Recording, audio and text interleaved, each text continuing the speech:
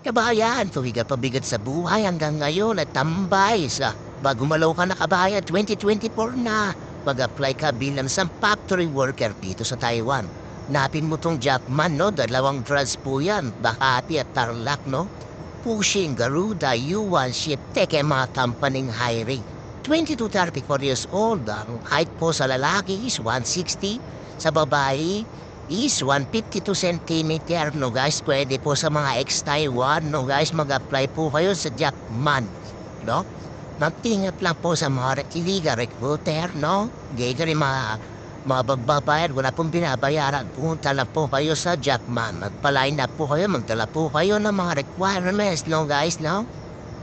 So, yung mga requirements ng paseros nyo sa mga bayan nyo, huwag na kayo buntang magpaseros sa Manila kasi mahal po doon. Tsaka, dito, downtime, no?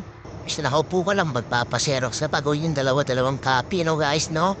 Mag-apply po kayo sa loob ng Jackman. Yan po yung mga requirements na pwede nyo paseros, guys, no? So, wala pong hinihinging, bayad dyan, no? Mag-apply na po kayo para ma-line up po kayo sa Jackman. So, yun na guys, magbuburaap lang kami dito sa post ko. Napakaino, wala ka rin pagkain. Gutom ako dyan, guys, no? Sarap na mga pre-taste dito, guys, no? Pagka nandito kayo sa Taiwan, pumunta po kayo ng Costco, no? Maraming pre-taste dito, yun, no? Wala yung ginagawa ko, no? Yan, nagutom na naman si Doming. Yan.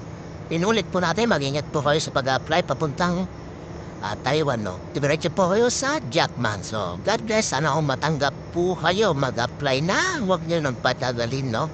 So, ano pa ang hinihintay nyo? Apply! Bye-bye! Thanks, God! Follow and share!